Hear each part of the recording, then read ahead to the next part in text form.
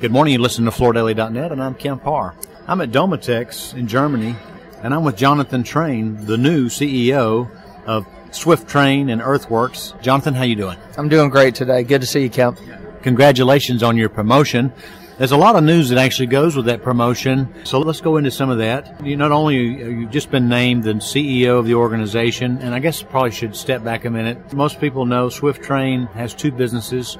You're a distributor down in the Texas, Arkansas area, and you're also a major supplier of LVT under the brand name EarthWerks, right? That is correct. And so you've just been named CEO of both of those organizations, and as part of that, you have announced that you have some new private equity investment, correct? That is correct. I mean, in looking to transition the business going forward, we brought in some outside investment. We've been a family-run business for many years, and myself and my cousin Jason felt that it would be helpful with all the opportunities ahead to bring in some additional capital, as well as look for some people that really can provide some expertise into the future.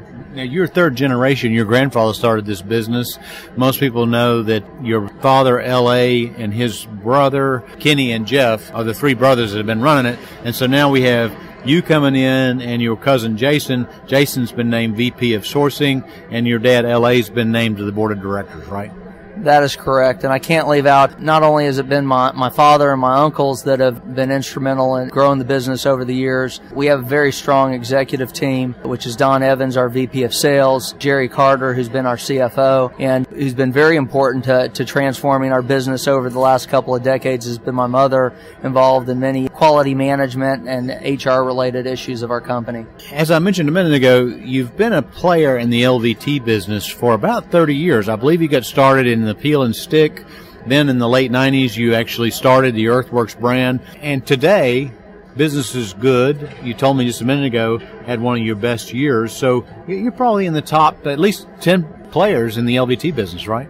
We think so. The LVT business has been changing quite a bit. 20 years ago, if you were to look at this business, and when I got involved in the business, we could count our competitors on two hands. Today, it's really grown, and many of the other flooring companies have entered the LVT business. It's a very fragmented part of the industry where there are many people involved. But at EarthWerks, we're just trying to find our little slice of the pie and grow where we can.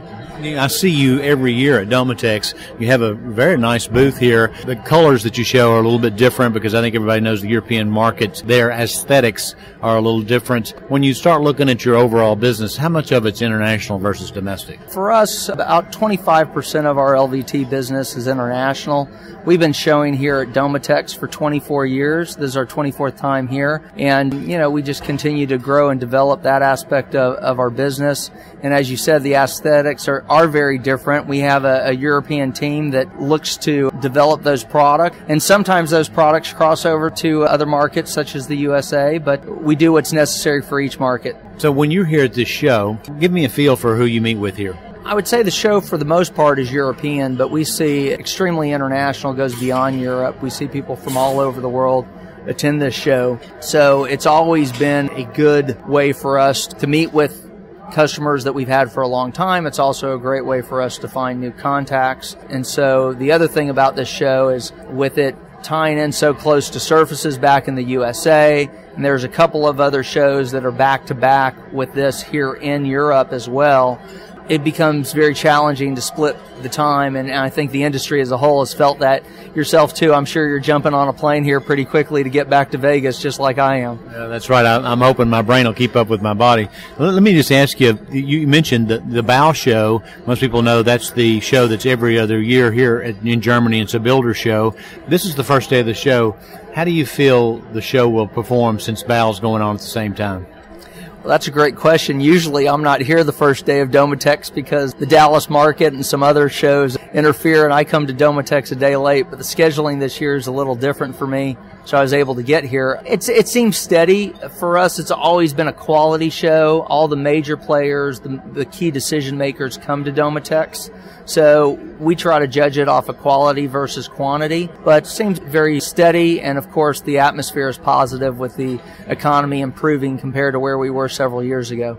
You know, you and I were talking right before this interview, and we were talking about the latest news that everybody's still talking about as far as Mohawk and IVC coming together. And you pointed out that it's interesting in the LVT market that there's really not one brand that dominates the market, is there? We don't see it that way. In looking at the industry studies that get published each year, it seems like even the top brand maybe hits between 10 and 12%, and then from there you have several players that are anywhere from 4 to 9%. I think part of that is because LVT is a very broad use category. It fits multiple customer segments. So I think many suppliers, many brands, they find the area that they do best in or a couple of those areas, but I think it's difficult for any one supplier to do everything.